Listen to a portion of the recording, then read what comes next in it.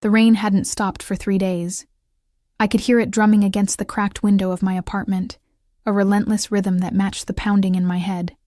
My shift at St. Catherine's Hospital had ended 2 hours ago, but the exhaustion clung to me like a second skin, heavy, suffocating, impossible to shed. I peeled off my scrubs, the fabric damp with sweat and something I didn't want to identify, and tossed them into the overflowing hamper. "Mommy, I'm hungry." Lily's small voice cut through the sound of the rain.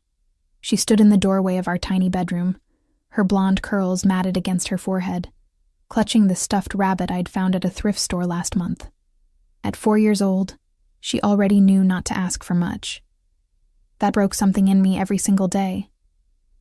"I know, baby. Give me 5 minutes, okay?" I forced brightness into my voice, though my bones ached with a weariness that went deeper than physical fatigue. 5 minutes to become human again. 5 minutes to pretend I wasn't drowning. The apartment smelled of mildew and the neighbors cooking, garlic and something burnt. Our building sat in the worst part of downtown, where sirens were as common as birdsong and the elevator had been broken for 6 months. But it was ours. Barely. The eviction notice taped to our door last week reminded me just how tenuous that claim was. I splashed cold water on my face, watching it swirl down the rust-stained sink. 26 years old, and I looked 40. Dark circles carved shadows beneath my eyes. My cheekbones stood out too sharply, the result of too many skipped meals so Lily could eat. When had I become this hollow version of myself? The knock came at exactly the wrong moment. Jarring, urgent, completely unlike the lazy rap of our superintendent or the hesitant tap of neighbors asking to borrow something. This was different. Commanding. The kind of knock that expected an answer. I glanced at the clock. 11:47 p.m. Nothing good happened at 11:47 p.m. in this neighborhood. "Stay in the bedroom, Lily," I called, my voice sharper than I intended. I saw her eyes widen before she disappeared behind the door, and guilt twisted in my stomach. But fear was stronger. The knocking came again, harder this time. I grabbed the baseball bat I kept beside the door. A laughable defense, but it was all I had, and peered through the peephole. A man stood in the hallway, but the fisheye lens distorted him into something almost monstrous. Tall, broad-shouldered, wearing what looked like an expensive suit, completely incongruous with our crumbling building. Behind him, I could make out another figure, larger, watching the stairwell. "I need help." His voice carried through the door, accented, Italian maybe, and rough with something I recognized from my years working in the ER, pain. "Please, my children. Children." The word sliced through my caution like a scalpel. I'd seen too much, lost too much to ignore that word. Against every instinct of self-preservation, I unlocked the door. The man nearly collapsed into the doorframe and I saw it immediately. The blood. It soaked through his white shirt, dark and spreading, originating from somewhere beneath his left arm. His face was pale, carved from marble and just as cold, except for his eyes. Dark eyes that burned with something between desperation and command. But what stopped my heart were the bundles he carried. 2 infant car seats, one in each arm despite the obvious agony the movement caused him. Inside, swaddled in blankets that probably cost more than my monthly rent, 2 babies slept. Identical, perfect, impossibly small. He swayed, and I moved without thinking, grabbing his elbow to steady him. His skin was cold, clammy, shock. He was going into shock. Inside, now, my nurse training overrode everything else. I helped him stumble into my apartment, kicking the door shut behind us. The second man, his guard, I realized, started to follow, but the injured man raised one hand in a sharp gesture that stopped him cold. "Marco stays outside," he said, his voice brooking no argument, despite the way his breath came in shallow gasps. I didn't have time to question it. I cleared the couch with one sweep of my arm, sending Lily's coloring books and my nursing textbooks cascading to the floor. He lowered himself carefully, never once jostling the car seats. Even in agony, his first priority was those babies. "Lily, bring me my bag," I shouted toward the bedroom. "The red one under my bed." The man's gaze tracked around the apartment, taking in the water-stained ceiling, the duct-taped cushions, the single photograph I'd managed to frame, Lily on her 3rd birthday, blowing out candles on a grocery store cupcake. When his eyes returned to mine, I saw something flicker in them: assessment, calculation, a predator's awareness even in weakness. "You're a nurse," he stated. Not a question. "Yes." "Now stop talking and let me see where you're bleeding from." I'd already grabbed scissors from my bag, cutting away his shirt without ceremony. The fabric was silk, I noted distantly. Hand-stitched. The kind of garment that cost thousands. The wound was a through-and-through gunshot, missing the lung by centimeters. Lucky. Impossibly lucky. But he was losing blood fast, and the exit wound in his back looked worse than the entry. "You need a hospital," I said, already packing the wound with gauze from my kit. "This is beyond—" "No hospital." His hand shot out, gripping my wrist with surprising strength. "No police, no questions." I should have pushed him out the door then. Should have called 911 and protected my daughter from whatever darkness this man carried with him. But those babies, they couldn't have been more than 2 months old. Slept on, oblivious to the blood and danger surrounding them. "Who shot you?" The question slipped out before I could stop it. His laugh was bitter, cut short by a wince of pain, someone who forgot the price of betrayal. He released my wrist, his fingers leaving pale imprints on my skin. "Can you help me or not?" I looked at Lily, who stood frozen in the doorway, clutching my medical bag. Her eyes were huge, terrified. Then I looked at the babies, so small and vulnerable. Finally, I looked at him, this stranger who'd brought violence to my doorstep, who smelled of expensive cologne and gunpowder, whose presence filled my shabby apartment like smoke. "I can stabilize you," I heard myself say, "but you need antibiotics, proper sutures, monitoring for infection. I have a doctor who will handle that. Tomorrow. Tonight I just need to not bleed to death in front of my sons." Something raw flickered across his face, so fast I almost missed it. Vulnerability. Fear. Love. It was the love that decided me. I worked quickly, efficiently, falling into the rhythm of emergency care. Apply pressure, clean the wound, pack with hemostatic gauze, temporary sutures, bandage tightly. He barely flinched, though I knew the pain must have been excruciating. Instead, he watched me with those dark, unreadable eyes, and I felt the weight of his attention like a physical thing. "What's your name?" he asked, as I wrapped the final bandage around his torso. I hesitated. Giving him my name felt like handing over something I couldn't get back, but he'd already seen where I lived, seen my daughter, invaded every corner of my carefully guarded privacy. "Emma," I said finally. "Emma Reeves. Emma." He repeated it slowly, like he was tasting the syllables. "I am Dante. Dante Salvatore." The name meant nothing to me then. I was too focused on checking his pulse, monitoring his color, making sure he wasn't about to crash despite my makeshift treatment. But I felt him watching me, studying me with an intensity that made my skin prickle. "The babies," I said, needing to break the silence. "Their mother. Dead." The word was flat, final. 6 weeks ago. Complications from the birth. My chest tightened. I knew that grief. Had lived it myself when Lily's father walked out 3 weeks after she was born. Different circumstances, same devastating loneliness. One of the babies stirred, making a small mewling sound. Without thinking, I moved to the car seat, unbuckling the tiny boy and lifting him carefully. He was warm and perfect, smelling of baby powder and milk. My arms remembered this weight, this precious fragility. "His name is Luca," Dante said softly. "His brother is Matteo. They're beautiful." The words caught in my throat. I rocked Luca gently, and he settled back into sleep, his miniature fist curling against my collarbone.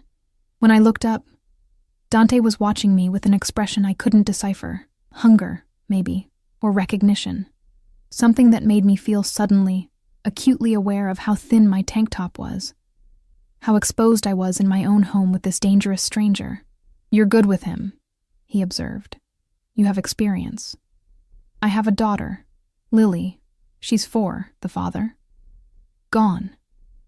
I made my voice hard. unwilling to revisit that particular wound. It's just us. Something shifted in the air between us then.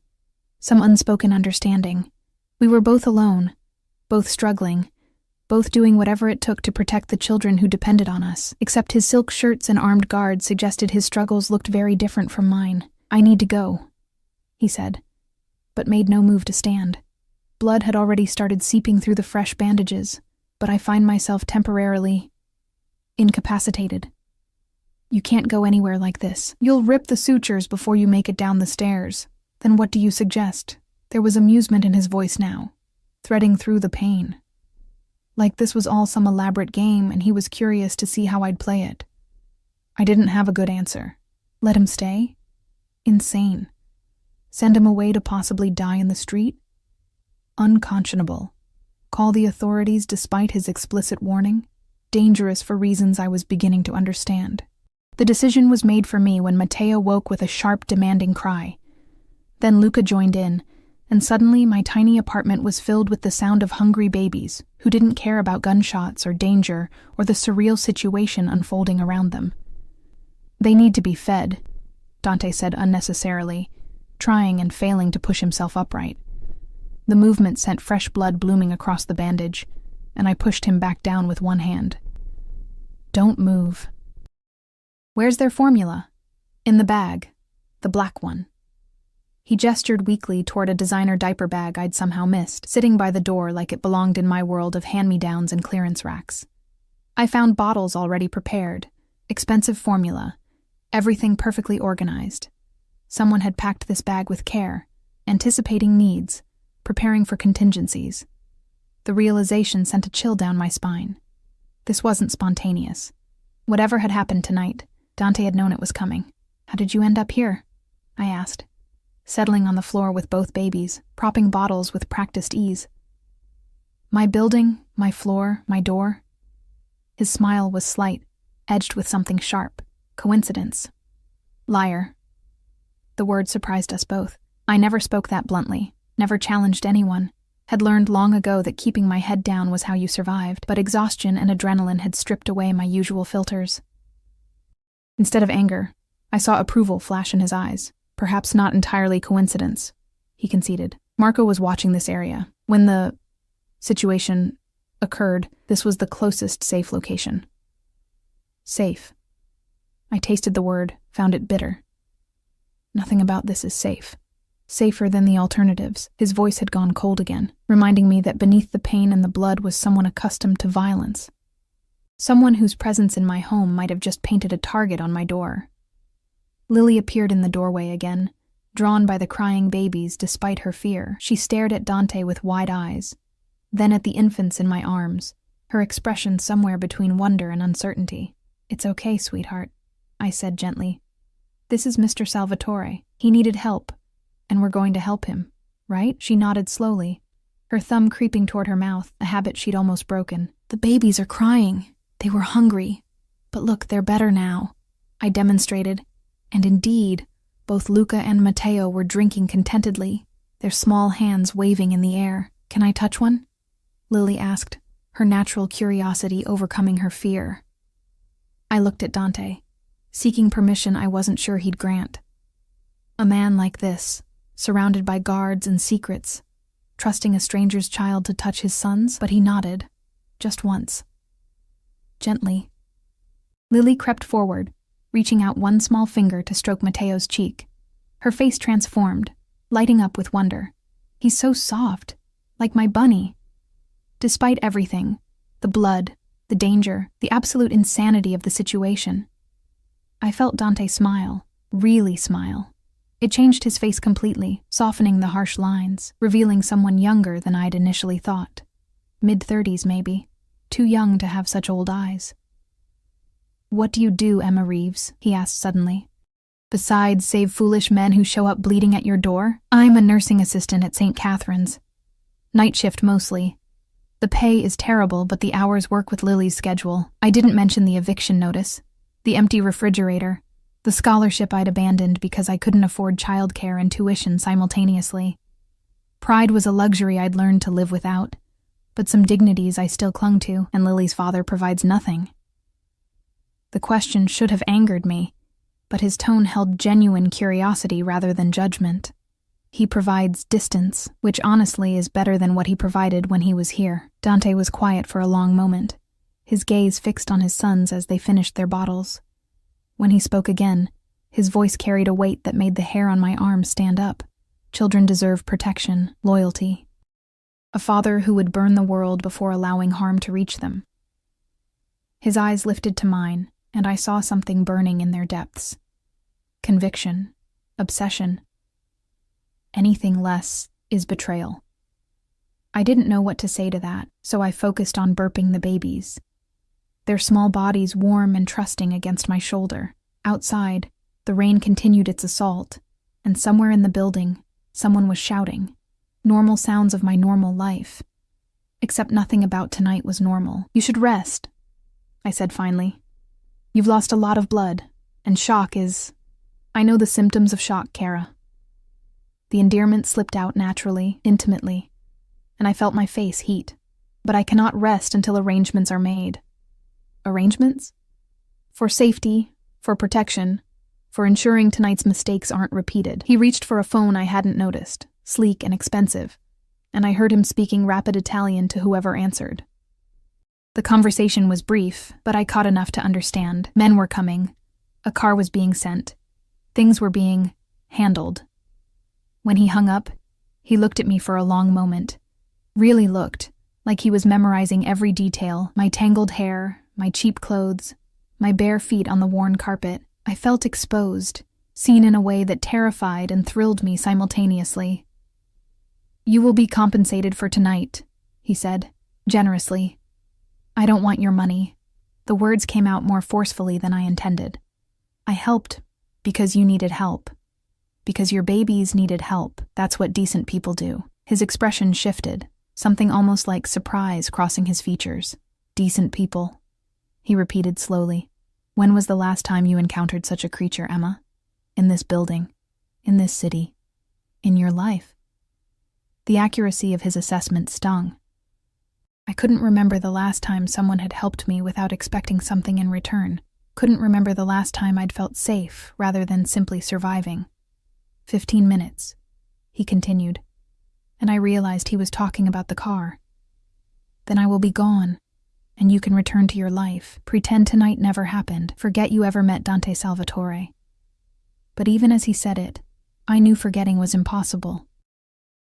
This man, this moment, had already carved itself into my memory like a scar. Permanent, indelible, marking the before and after of my existence. The knock came exactly 15 minutes later.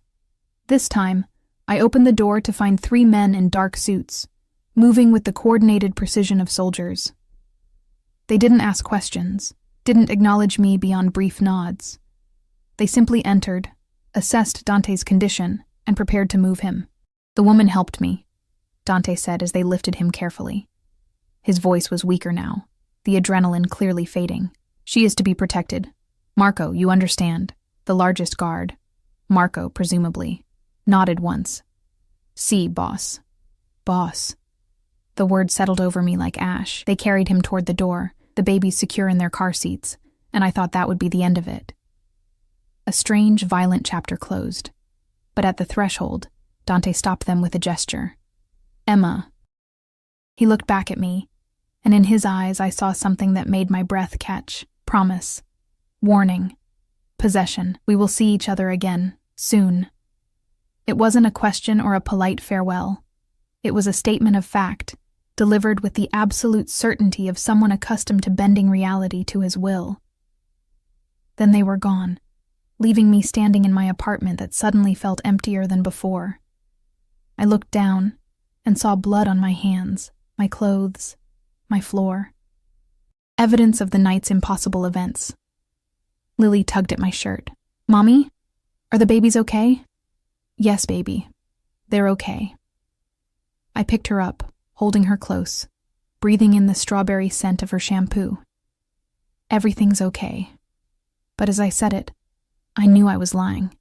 Nothing would be okay again. Whatever I'd stepped into tonight, whatever debt I'd incurred or attention I'd attracted, it wouldn't simply disappear with the morning light. On the table where Dante had sat, I found an envelope, thick, expensive paper.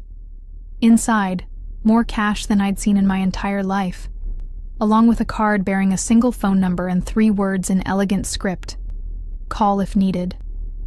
I should have thrown it away. Should have scrubbed every trace of this night from my home and my memory.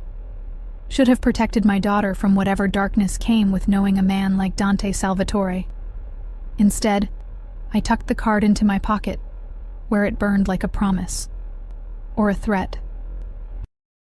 3 days passed before I heard from him again. 3 days of jumping at every sound, checking the peephole obsessively, scrubbing bloodstains from my floor until my hands cracked and bled. 3 days of telling myself it was over, that Dante Salvatore had vanished back into whatever dark world he inhabited, taking his danger and his money and his burning eyes with him. I was wrong. The flowers arrived first, 24 white roses in a crystal vase that probably cost more than my rent. No card, but I knew. The delivery man had looked terrified handing them over, practically running back to his truck. I'd considered throwing them out, but they were so beautiful, so achingly perfect in my dingy apartment, that I couldn't bring myself to destroy them. Lily thought they were magic. The second delivery came that evening. Groceries. Not just any groceries. Organic produce, premium cuts of meat, imported cheeses, fresh bread from the bakery downtown that I'd only ever walked past, inhaling the scent and imagining enough food to fill my empty cabinets and refrigerator completely. The third delivery arrived as I was leaving for my shift. A car seat. Top of the line, brand new, still in its box. Because of course he'd noticed that Lily's was held together with duct tape and prayers. I should have been grateful. Should have simply accepted these gifts as payment for services rendered. But each delivery felt like something else, threads being woven around me, soft as silk, and just as binding. "Miss Reeves?" I spun around in the hospital parking lot, my keys clenched between my fingers like a weapon. Marco stood beside a black SUV with tinted windows, looking exactly like what he was. Dangerous, professional, utterly out of place among the rusted sedans and economy cars. "Mr. Salvatore requests your presence," he said, his accent thick, his expression neutral. "I'm working a shift. I can't just—" "It has been arranged. Your supervisor has been informed you have a family emergency." He opened the rear door, waiting with the patience of someone who knew refusal wasn't actually an option. My heart hammered against my ribs. This was it. The moment I should run, should scream, should do anything except get into that car. But curiosity warred with fear. And beneath both was something I didn't want to examine too closely, the memory of Dante's eyes on mine. The way he'd said my name like a prayer or a curse. 10 minutes, I heard myself say. "I'll give him 10 minutes, then I'm going to work." Marco's lips twitched, almost a smile. "Of course, miss." The SUV smelled of leather and something darker. Gun oil, maybe. The windows were so heavily tinted that the city disappeared, leaving me floating in artificial darkness. We drove for what felt like hours, but was probably only 20 minutes, moving through neighborhoods that grew progressively more expensive, until we pulled up to a building that looked like it belonged in a European capital, rather than our gritty downtown. "This way." Marco guided me through a private entrance, past security that melted away at his approach, into an elevator with mirrors and gold fixtures. We rose in silence, my reflection staring back at me, pale, nervous, wearing scrubs that had seen better days. The elevator opened directly into a penthouse apartment that stole my breath. Floor-to-ceiling windows overlooked the entire city, the lights spreading out like fallen stars. The furniture was modern and minimal, clearly chosen by someone with exquisite taste and unlimited resources. Art hung on the walls, real art, the kind I'd only seen in museums. Everything was pristine, perfect, utterly inhuman in its beauty, except for the baby toys scattered across the expensive rug. "Emma." Dante emerged from a hallway, and I barely recognized him. Gone was the blood and pain and desperation. He wore dark slacks and a white shirt, tailored perfectly to his frame, the sleeves rolled up to reveal bandages on his ribs. His hair was damp, like he'd just showered, and he moved with only the slightest hint of stiffness. 3 days. He'd been shot 3 days ago and he looked like this. "You clean up nice," I said, because saying what I was actually thinking, that he was beautiful in a way that felt dangerous, seemed monumentally stupid. His smile was quick, genuine. "As do you, though I confess I prefer you without the bloodstains. Most people do." I stayed near the elevator, unwilling to venture deeper into this space that smelled of money and power. "Marco said you wanted to see me. I'm here. What do you want? Direct. I appreciate that." He moved to a bar cart, poured amber liquid into 2 crystal glasses. "Whiskey?" "I'm working in an hour. Then you have time for 1 drink." He crossed the space between us, invading my personal bubble with the confidence of someone who'd never been told no. Up close, I could see the shadows under his eyes, the tightness around his mouth that spoke of pain he was carefully masking. "Please, Emma. Sit. I promise I don't bite." The lie was transparent, but I found myself accepting the glass, sinking into a chair that probably cost more than my car. The whiskey burned going down, warming me from the inside. "The gifts," I started, "were inadequate, I know. But it's difficult to find appropriate thank you presents for the woman who saved your life at midnight while wearing pajamas covered in cartoon cats." Heat flooded my face. Of course he'd noticed my ridiculous sleep shirt. "You didn't need to send anything. I told you I don't want payment, and I told you that you would be compensated." His voice hardened slightly, revealing the steel beneath the charm. "What you want, Kara, is not always relevant to what you will receive." The words should have angered me, but instead they sent a shiver down my spine that had nothing to do with fear. This man was used to being obeyed, to arranging the world according to his desires, and somehow I'd become part of that world. "The babies," I said, desperate to shift focus. "Are they okay? Did you see a real doctor?" His expression softened immediately. "They are perfect. Healthy. Growing too fast, if I'm honest. And yes, I saw a doctor, several actually, all of whom were horrified by your battlefield medicine but admitted it likely saved my life." "Battlefield medicine," I repeated. "That's one way to describe it. You did well under pressure, better than many trained professionals I've encountered." He settled into the chair across from me, close enough that I could smell his cologne, something woodsy and expensive that made me think of dark forests and older magics. "I find myself curious about you, Emma Reeves. Single mother, nursing assistant, living in a building that should have been condemned years ago. How does someone like you end up in such circumstances?" "Someone like me?" The question came out sharp, educated, capable, clearly intelligent. His gaze traveled over me, assessing. "You could work anywhere, do anything, yet you choose the night shift at a public hospital in the worst part of the city. Choice implies options. I work where I can get hired, where the schedule works with Lily's needs, where they don't ask too many questions about gaps in my resume." I took another sip of whiskey, letting it fuel my courage. "Besides, I could ask you the same thing. How does someone end up getting shot while holding twin babies? That seems like a spectacular lapse in judgment." The temperature in the room dropped 10 degrees. Marco shifted behind me, and I realized belatedly that insulting Dante Salvatore was probably not conducive to a long, healthy life. But Dante laughed, a real laugh, surprised and delighted. "You're either very brave or very foolish, Emma. I haven't decided which. Foolish, probably. Brave people don't end up where I am." "Where you are," he repeated softly, "is in my home, drinking my whiskey, speaking to me with more honesty than anyone has dared in years. I find it refreshing." The air between us thickened, charged with something I couldn't name. His eyes held mine, dark and intense, and I felt pinned by that gaze like a butterfly to a board, examined, studied, claimed. A cry broke the moment. Matteo, if I was guessing correctly, his wail carrying from somewhere deeper in the apartment. Dante was on his feet immediately, and I saw him wince as the movement pulled at his injury. "Let me," I said, standing. "You shouldn't be. I'm fine. You're injured." And stubborn, apparently.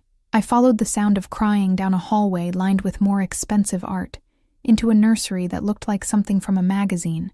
2 cribs, a changing table, Shelves lined with books and toys, everything new, everything perfect, everything screaming of a father trying desperately to provide for his children.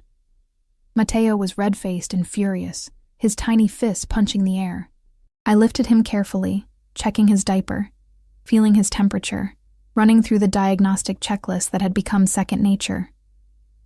"Just hungry," I announced, spotting the bottles warming in a professional-grade sterilizer.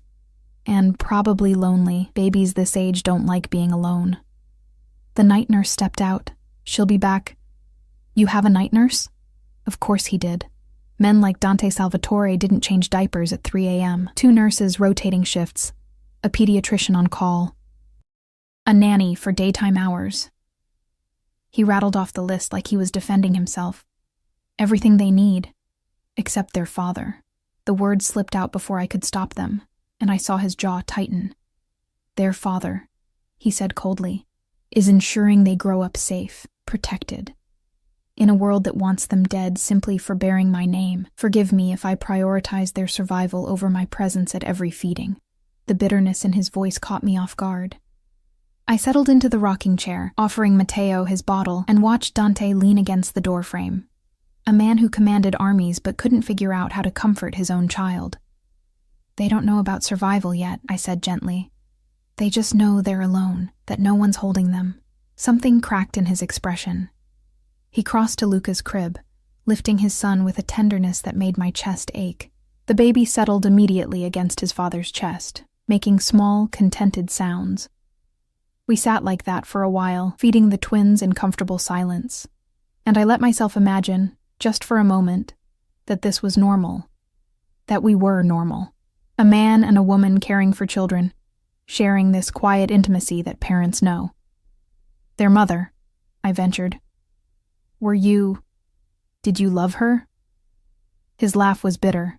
"I barely knew her. An arrangement between families, duty, not desire. But she gave me my sons before she left this world, and for that, I will honor her memory always. That's sad. That's reality. Love is a luxury in my world, Emma. A weakness that gets exploited." I looked at him holding Luca, at the way his large hand cradled his son's tiny head, and thought he was lying. This man loved fiercely, completely, with an intensity that would consume anything in its path. "You should go," he said suddenly. "Your shift starts soon." Right. Reality. I had a job, a daughter, a life that didn't include sitting in penthouses with dangerous men and their beautiful babies. I stood, passing Mateo back to Dante, our hands brushing in the exchange. The contact sent electricity up my arm, and from the way his eyes darkened, he felt it too. "Thank you," he said, "for coming. For..." He gestured vaguely at the babies, the moment, everything unspoken between us. "Don't send more gifts," I replied. "Please, I can't. It's too much. I will send what I deem appropriate." That iron certainty again, the voice of someone who'd never learned to ask permission. "And Emma, you will see me again. Soon." It was the same promise he'd made 3 nights ago, but this time, I didn't want to run from it. The phone call came during Lily's bedtime story. I'd been reading about princesses and dragons, her warm weight pressed against my side, when my phone buzzed with an unknown number. I almost ignored it, probably a telemarketer, or worse, a debt collector, but something made me answer. "Emma." Dante's voice was tight, controlled in a way that immediately raised my alarms. "I need you." 3 words. That's all it took to unravel every resolution I'd made to stay away from him. "What happened? Are the babies..." "The twins are fine. I am... less so." A pause, then quieter. "Please. I would not ask if there was another option." 20 minutes later, Marco was at my door, and I was explaining to Mrs. Chen from next door that I had an emergency, pressing $40 I couldn't spare into her hand to watch Lily. The guilt of leaving my daughter gnawed at me, but Dante's voice had carried something I recognized from my years in the ER. Genuine fear. The SUV took us to a different building this time, older, tucked away in a neighborhood I didn't recognize. Marco led me through a service entrance, up narrow stairs, his hand hovering near his jacket in a way that told me he was armed. "What's going on?" I demanded. "Boss needs you," was all he said, but his jaw was tight, his movements more cautious than before. The apartment was smaller than the penthouse, sparsely furnished. A safe house, I realized. Somewhere to hide when hiding became necessary. And there was Dante, sitting on the edge of a bed, his shirt discarded, fresh blood seeping through bandages I recognized as my handiwork from days ago. "What did you do?" I was across the room before I'd decided to move, my hands already assessing the damage. The sutures had torn, probably from overexertion, and the wound showed early signs of infection. There was a situation. It required physical intervention. Physical intervention. I repeated his clinical words while cleaning the wound with supplies Marco silently provided. "You got into a fight less than a week after being shot. Are you trying to die?" "I was trying to protect my sons." His voice went deadly quiet. "Someone attempted to breach the penthouse security. They failed, but not before." He stopped, jaw clenched. I handled it. The implication hung between us. He'd killed someone, maybe multiple someones, and he'd torn his wound doing it. "You have people for that," I said, forcing my hands to remain steady as I cleaned the infected tissue. This would hurt, and I had no anesthetic to offer. Guards, Marco, an entire arsenal probably. "Why would you?" "Because they are my sons." The words came out like a whip crack. "My blood, my responsibility. I will not cower in safety while others fight my battles." I understood that kind of love, the fierce, irrational certainty that you would burn the world before letting harm touch your child. I'd felt it the night Lily's father raised his hand to her, felt it when I'd packed our bags and left with nothing but the clothes on our backs. "This is going to hurt," I warned, preparing the antiseptic. "I know." His hand gripped the bed frame, knuckles white. "Do it." I worked as gently as possible, but I saw the pain ripple through him, saw sweat bead on his forehead. He never made a sound, just breathed through it with the discipline of someone intimately familiar with pain. "You need real antibiotics," I said, applying fresh bandages. "And rest. Actual rest, not whatever you're calling rest while you fight off assassins." They weren't assassins. They were thieves. Idiots who thought I was vulnerable. His hand shot out, catching my wrist as I reached for more gauze. "Look at me, Emma." I did, and wished I hadn't. His eyes were too intense, too knowing, seeing things in me I'd tried to hide even from myself. "Why do you help me?" he asked. "You gain nothing. You risk everything. Your safety, your daughter's safety. Yet you come when I call. Why?" "Because I was lonely. Because his babies needed someone. Because when he looked at me, I felt seen in a way I hadn't in years. Because I was apparently an idiot with a savior complex and terrible survival instincts. Someone has to keep you alive." I said instead. "Your sons need their father. Is that the only reason?" His thumb traced circles on my inner wrist, directly over my pulse. Could he feel it racing? "Because I think there's something else, something you're afraid to admit. I should go." But I didn't move. Couldn't move. Trapped by his proximity and the heat of his skin, and the dangerous pull I felt toward this man who represented everything I should avoid. "Stay." Not a command, despite his usual tone. A request. Almost a plea. "Just for a while. The twins are sleeping, and I find I don't want to be alone tonight." It was the vulnerability that undid me. This powerful, dangerous man admitting he needed company, needed comfort, needed something I could actually provide. 1 hour, I conceded. "Then I have to get back to Lily." He released my wrist, and I immediately missed the contact. I settled into the chair across from the bed, maintaining distance because getting closer felt catastrophic. "Tell me about her," Dante said. "Your daughter." So I did. I told him about Lily's obsession with dinosaurs, about how she arranged her stuffed animals by size every night before bed, about the way she hummed while coloring. Small details that probably bored him, but he listened like I was revealing state secrets. "She sounds remarkable," he said, when I'd run out of stories. "Like her mother." "I'm not remarkable. I'm tired and broke and barely keeping my head above water. You're a survivor. That's more remarkable than you know." He shifted on the bed, wincing. Most people in your situation would have crumbled, given up, but you fight. Every day you fight for your daughter, for your future. I respect that. The praise shouldn't have mattered, but it bloomed warm in my chest. When was the last time anyone had acknowledged how hard I worked, how much I sacrificed? What about you? I turned the conversation back to safer ground. Tell me about Luca and Matteo. Besides the obvious, that they're beautiful and you'd kill for them. His expression softened immediately. Luca is louder, more demanding. He knows what he wants and makes his displeasure known when he doesn't get it. Matteo is quieter, more observant.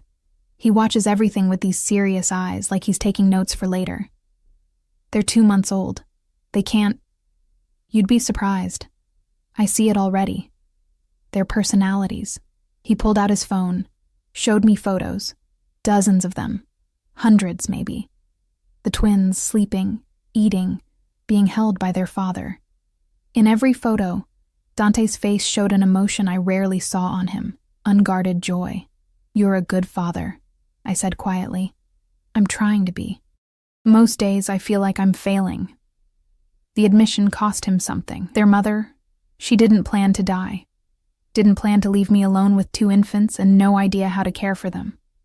Some days I look at them and think about all the ways I'll inevitably disappoint them.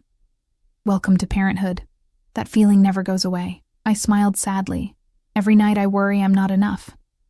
That Lily deserves more than hand-me-down clothes and a stressed mother who can barely afford to feed her. But we do what we can, and we hope it's enough. You are more than enough for your daughter. I see how she looks at you, like you hung the moon. His voice dropped lower. I wonder what it would be like to be looked at that way by someone who chooses you, rather than needs you. The air shifted, charged with something dangerous. I should have left then. Should have recognized the warning signs. But I stayed, held by his gaze, by the intimacy of the moment, by the connection forming between us like spider silk, delicate, strong, and impossible to see until you were already caught. Emma. He said my name like a confession. I think about you. More than I should. More than is wise. Don't. The word came out breathless. We can't. This isn't, I know. You have a life. A daughter. Complications I have no right to introduce. He stood, crossed to where I sat, and I felt my heart hammer against my ribs, but I find I don't care about right. I care about what I want. And I want. A phone rang, shattering the moment.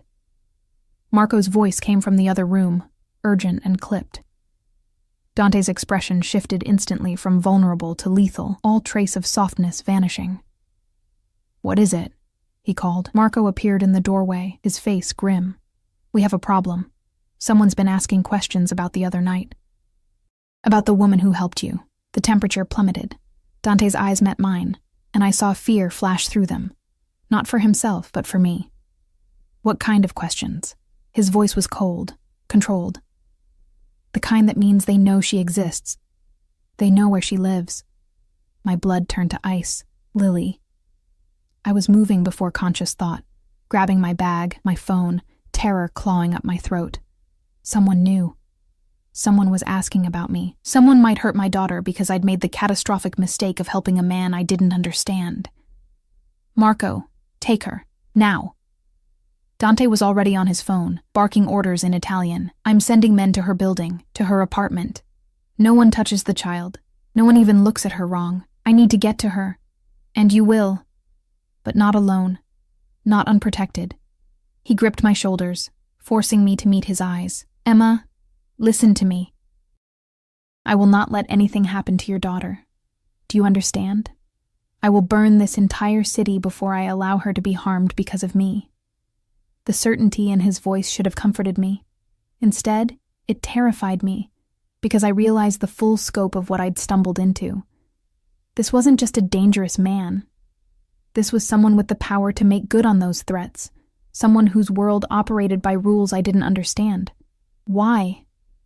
The question tore from me. Why do you care? You don't know us, don't owe us anything. Because you saved my sons when you had every reason to slam the door in my face. Because you looked at me bleeding on your couch and saw someone who needed help rather than someone to fear. His hands tightened on my shoulders.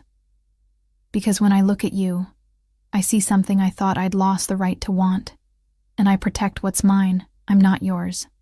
Not yet. The words were a promise and a threat. But you will be. And so will Lily. I will keep you both safe, Emma, whether you want me to or not. The next 2 weeks blurred together in a haze of fear and fury. Dante hadn't been exaggerating. Within hours of that night, my building had transformed into a fortress. Men in dark suits appeared on every corner, in the lobby, outside my apartment door. Mrs. Chen whispered about the nice security company that had suddenly taken an interest in our crumbling building, but I knew better. They were Dante's men, watching, protecting, imprisoning. I should have been grateful. Someone had tried to break into my apartment 3 days after that conversation. Tried and failed, because Marco had been stationed outside my door. The would-be intruder had disappeared, and I'd learned not to ask what disappeared meant in Dante's world, but gratitude warred with resentment. I hadn't asked for this protection, this cage disguised as safety. Every time I left for work, guards followed. Every time I took Lily to the park, men in expensive suits watched from a distance. My life was no longer my own. "Mommy, why is that man always there?" Lily asked one morning, pointing at Marco through the window. "He's a friend, making sure we're safe." "Safe from what?" "From your mother's terrible decisions," I thought, but didn't say. "Nothing, baby, just being careful." The lie tasted bitter, but what was I supposed to tell her? That I'd saved a Mafia boss and now we were trapped in his orbit, pulled by a gravity I couldn't escape. I avoided Dante's calls, all 12 of them, ignored the texts asking about Lily, about me, about whether we needed anything. I threw away the gifts that kept arriving. Toys for Lily, gourmet meals, a new winter coat I'd been eyeing but couldn't afford. Each one felt like a chain being wrapped around us, beautiful and suffocating. But on the 14th day, he showed up at the hospital. I was halfway through my shift when I saw him in the corridor, flanked by Marco and another guard. He wore a dark suit that probably cost more than my annual salary, and despite the controlled chaos of the ER, people parted for him instinctively. Predators recognized predators, even in human form. "What are you doing here?" I hissed, pulling him into an empty examination room. The guards stayed outside, which somehow made it worse, more intimate, more dangerous. "You've been avoiding me." He said it matter-of-factly, like I'd committed some grievous offense. "I've been living my life. You should try it. Living without controlling every variable." "Someone tried to kill you, Emma. Forgive me for taking that seriously." "One person. One time. And your men stopped him. I'm grateful, truly, but I can't live like this. Lily can't grow up surrounded by armed guards and—" I gestured at him, at everything he represented. "This, whatever this is me keeping you alive." His voice went cold, hard. "This is me ensuring my enemies don't use you to hurt me. Do you know what they would do if they captured you? If they realized you matter to me? I don't matter to you. I'm just some random woman who helped you once." He moved faster than I expected, closing the distance between us, caging me against the examination table. His hands gripped the metal on either side of my hips, and suddenly I couldn't breathe, couldn't think, could only feel the heat radiating from his body. "Random," he repeated, his voice dropping to something dangerous. "You think I station my best men outside random apartments, send gifts to random women, lie awake at night thinking about random people? Dante, I dream about you, Emma, about your hands on my skin, about the way you looked holding my sons, about what it would feel like to strip away every wall you've built and make you admit you feel this too." My breath caught. I did feel it. This pull between us, magnetic and terrifying. But acknowledging it meant surrendering to something I couldn't control, and control was the only thing keeping me afloat. "I have a daughter," I said desperately. "A life that doesn't include danger and violence, and your life already includes danger. Poverty is dangerous. That building you live in is dangerous. Working night shifts in this neighborhood is dangerous." His hand lifted, cupping my face with surprising gentleness. "I'm offering you something better, safety, security.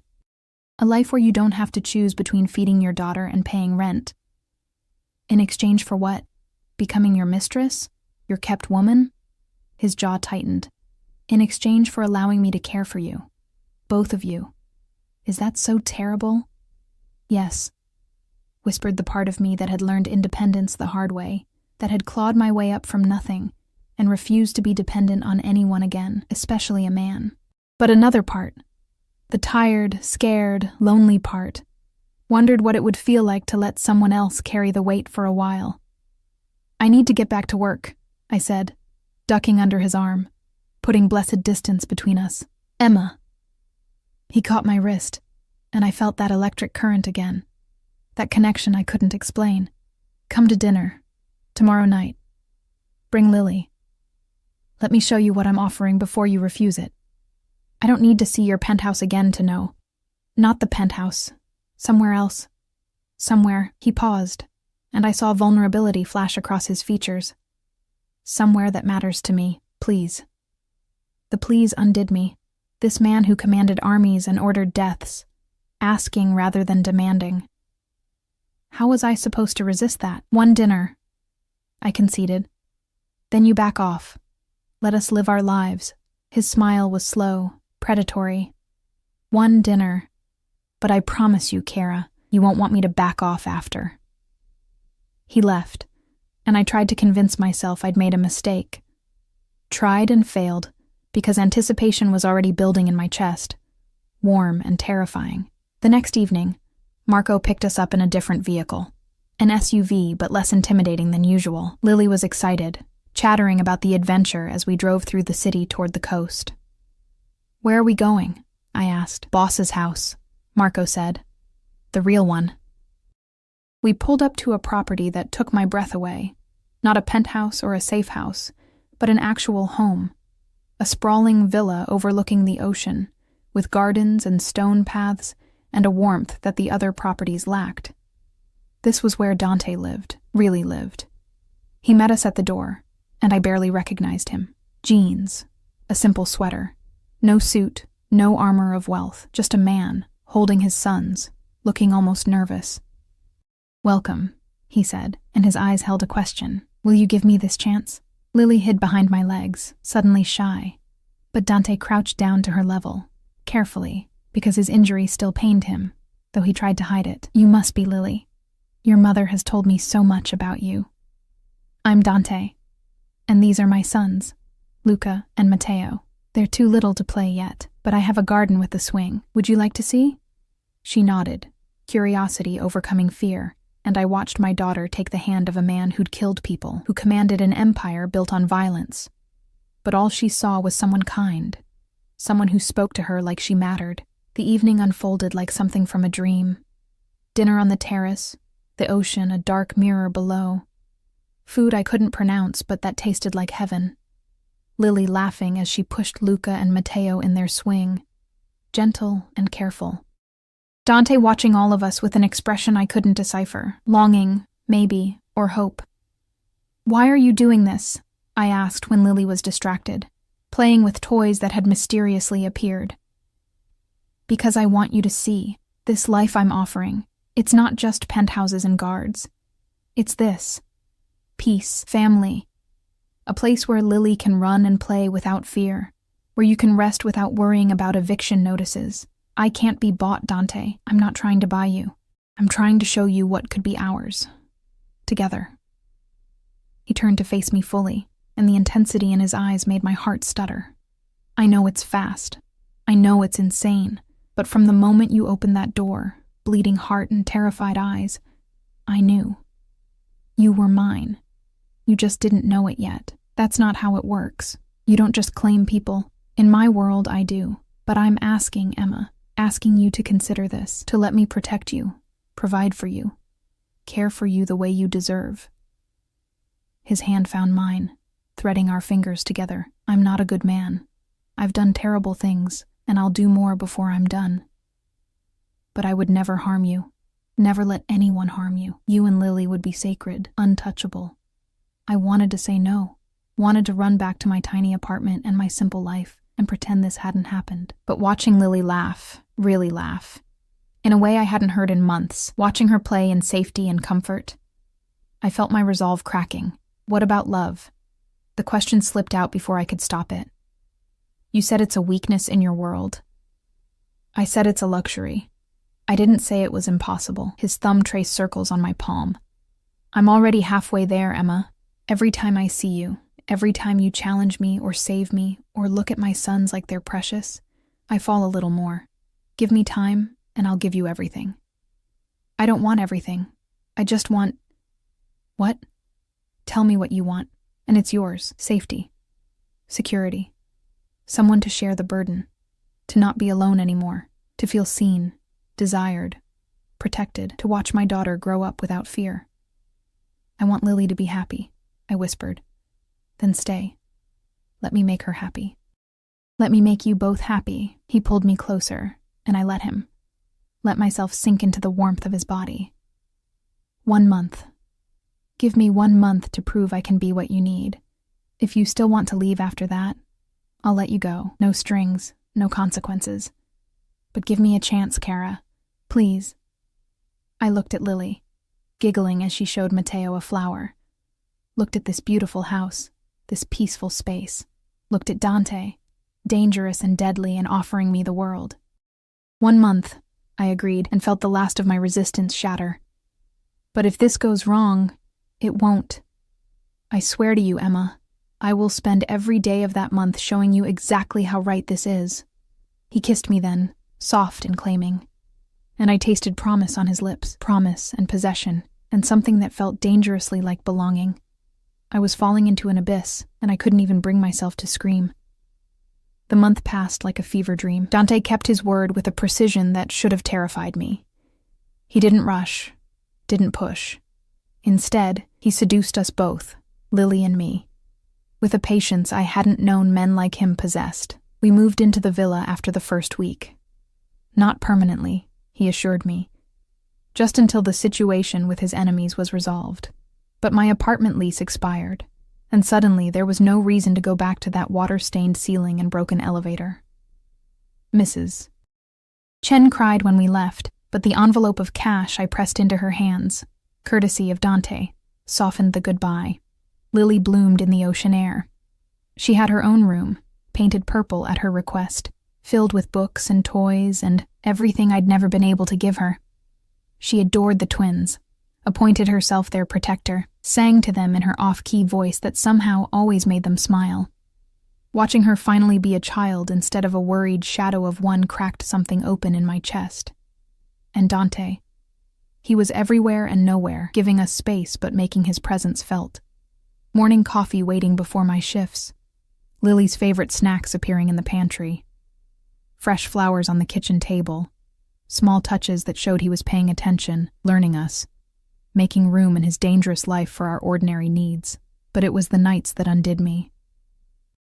After Lily fell asleep, after the twins were fed and settled, we'd sit on the terrace overlooking the ocean. Sometimes we talked about his childhood in Sicily, about my abandoned dreams of becoming a full nurse, about everything and nothing. Sometimes we just existed in comfortable silence, and I learned that Dante Salvatore, stripped of his armor and violence, was someone I could love. Was already loving, if I was honest with myself. 3 weeks in, everything changed. I'd just gotten home from a shift when I found Dante in his office, surrounded by maps and photographs, his expression carved from ice. Marco stood beside him, speaking rapid Italian, and I caught enough words to understand. Betrayal, family, revenge. What happened? I asked from the doorway. Dante's eyes snapped to mine, and I saw rage there, cold, calculated rage that made my skin prickle. The man who shot me. We found him. He's been hiding in one of my own properties, protected by someone I trusted. Who? My cousin, Roberto. The name came out like poison. He arranged everything. The attack, the theft, the attempt on you and Lily, all of it. So he could take my territory, my business, my sons. My blood turned to ice. The twins are safe. I've tripled security. No one gets near this house without going through 20 armed men. He stood, crossing to me, gripping my shoulders. But I need to handle this, Emma, tonight. And I need to know you and Lily are protected while I'm gone. Gone where? What are you going to do? His silence was answer enough. He was going to kill his cousin. Going to end the threat permanently, the way men in his world always did. Don't look at me like that, he said quietly. Like you're afraid of me. I'm not afraid. And I wasn't, which should have terrified me. I'm afraid for you. What if it's a trap? What if... Then Marco takes you and Lily somewhere safe. Switzerland, maybe. New identities, new lives, enough money to never worry again. He cupped my face, forcing me to meet his eyes. I've prepared for every contingency, Kara. But this ends tonight. I won't live looking over my shoulder, wondering when my own blood will strike again. Let me come with you. Absolutely not. I'm a nurse. If someone gets hurt, they die. This isn't a hospital, Emma. This is war. His voice gentled slightly. Stay here. Keep Lily safe. Keep my son safe. That's how you help me. By being the reason I have to come back alive. He kissed me then, deep and desperate, like he was trying to memorize the taste of me. When he pulled back, his forehead rested against mine. I love you, he whispered. I know it's fast. I know it's insane, but I love you. Both of you. You've given me something I thought I'd lost. A reason beyond revenge and duty. When this is over, I'm going to ask you properly. Ring, proposal, the whole ceremony. But I needed you to know, in case... Don't. I pressed my fingers to his lips. Don't say in case. You're coming back. You have to come back. Then tell me you love me too. Give me something to fight for beyond survival. The words stuck in my throat, trapped behind years of self-preservation and fear. But looking at this man, this dangerous, complicated, impossibly tender man, I couldn't hold them back anymore. I love you, I breathed. God help me, Dante. But I love you. His smile was brilliant, transforming his face completely. Then I'll see you in a few hours, amore mio. Count on it. He left, taking Marco and a dozen other men, and I was alone with the twins and Lily and guards stationed at every entrance. The house felt too big, too quiet, filled with shadows that seemed to whisper warnings. I tried to distract myself, feeding the babies, reading to Lily, anything to keep my hands busy and my mind from spiraling into catastrophic scenarios. But every sound made me jump. Every hour that passed without word felt like an eternity. It was almost midnight when I heard vehicles approaching. Too many vehicles. My heart seized, and I grabbed the phone Dante had given me, ready to call the emergency number he'd programmed. But then I saw him. Dante emerged from the lead SUV, alive and whole, though his shirt was torn and blood, not his, I prayed, spattered his face. He moved with purpose toward the house, and I met him at the door, my legs shaking with relief. It's done, he said simply. Roberto won't threaten anyone again. The men who helped him have been dealt with. My territory is secure. I should have asked for details, should have demanded to know exactly what dealt with meant, but I didn't care. He was alive. He'd come back just as he promised. I threw myself into his arms, and he caught me, holding tight despite the violence he'd just committed. I was so scared, I admitted against his neck. I know. I'm sorry. But it had to be done. He pulled back, studying my face. Can you accept this part of me, Emma? The violence, the darkness, because it won't go away. This is who I am, what I do. I'll keep it away from you and Lily as much as possible, but it will always be there. I thought about it, really thought about it. About the man who'd bled on my couch, who loved his sons with ferocious devotion, who'd given me and Lily safety and comfort and belonging, about the killer who'd just eliminated threats to his family without hesitation. They were the same person, and somehow, impossibly, I loved both versions. I can accept it, I said. As long as you promise to always come home. To us. To this, always. He kissed me again, slower this time, full of promise. Now let me clean up. Then we need to talk about the future, our future. An hour later, we sat on the terrace under stars that looked fake in their brilliance. Dante had showered, changed, Looked almost normal, except for the cuts on his knuckles and the exhaustion in his eyes. I meant what I said earlier, he began. About asking properly. Dante, let me finish. He pulled a box from his pocket, velvet, expensive, containing a ring that caught the moonlight and shattered it into rainbows. Emma Reeves, you saved my life twice. Once when you stopped the bleeding, once when you showed me life could be more than survival and revenge. You gave me a reason to build instead of destroy, to hope instead of just endure. His voice roughened with emotion. I know I'm not the safe choice. I'm not the good choice. But I'm the choice that will protect you and Lily with everything I have. That will give you both the life you deserve, that will love you until my last breath and beyond. He slid from the chair to one knee, and my vision blurred with tears. Marry me. Be my wife, my partner, the mother of my sons and your beautiful daughter. Let me spend the rest of my life proving you didn't make a mistake when you opened that door. I should have hesitated, should have considered the implications, the dangers, the complete insanity of marrying a mafia boss after 1 month. But love wasn't logical, and safety wasn't guaranteed anywhere. At least with Dante, I'd be loved, protected, cherished. Yes, I whispered. Yes, I'll marry you. He slipped the ring on my finger, a perfect fit, because of course he'd somehow gotten my size, and kissed me with a passion that promised forever. When we finally broke apart, both breathless, he pressed his forehead to mine. You won't regret this, he vowed. I know. And surprisingly, I did know. This man would move mountains for me, would burn cities for our children. That kind of devotion was worth the risk. We married 3 weeks later, in a small ceremony at the villa. Just us, the children, a handful of Dante's most trusted men, and a priest who asked no questions. Lily served as flower girl, taking her duties seriously, scattering petals with careful precision. The twins watched from their carriers, dressed in tiny suits that made them look impossibly adorable. When Dante said his vows, promising to love, protect, and honor me in this life and whatever came after, I believed him completely, and when I promised the same, I meant every word. Our life together wasn't perfect. Dante's world occasionally intruded. Late-night phone calls, sudden security changes, men who came to the house with blood on their hands and desperation in their eyes.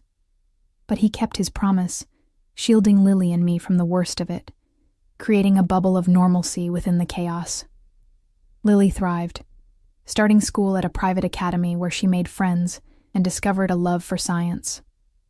The twins grew, Luca loud and demanding, Matteo quiet and observant, just as their father predicted. And me. I finished my nursing degree, started working at a private clinic Dante helped fund, finally achieving the dream I'd abandoned years ago. Sometimes, lying in bed with Dante's arms wrapped around me, I thought about that rainy night when everything changed, about the knock on my door that could have been my death sentence but instead became my salvation, about the choice to help a bleeding stranger that led to this beautiful, complicated, perfectly imperfect life. What are you thinking about? Dante murmured against my hair. That I'm glad I answered the door. His arms tightened around me. So am I, amore. Every single day, so am I. Outside, the ocean whispered against the shore, and inside, our children slept safely. The man who'd arrived at my door holding twins and bleeding from a gunshot now held me instead, his heart beating steady and strong beneath my palm. I'd found him shot and desperate, not knowing he was an Italian mafia boss, not knowing my life was about to change forever. But I'd learned something important. Sometimes the most dangerous choices lead to the safest harbors. Sometimes the darkness holds the brightest light. And sometimes, love finds you in the most unexpected places. Bleeding on your doorstep, holding his children, offering you the world if you're brave enough to take it. I'd been brave enough, and I'd never looked back.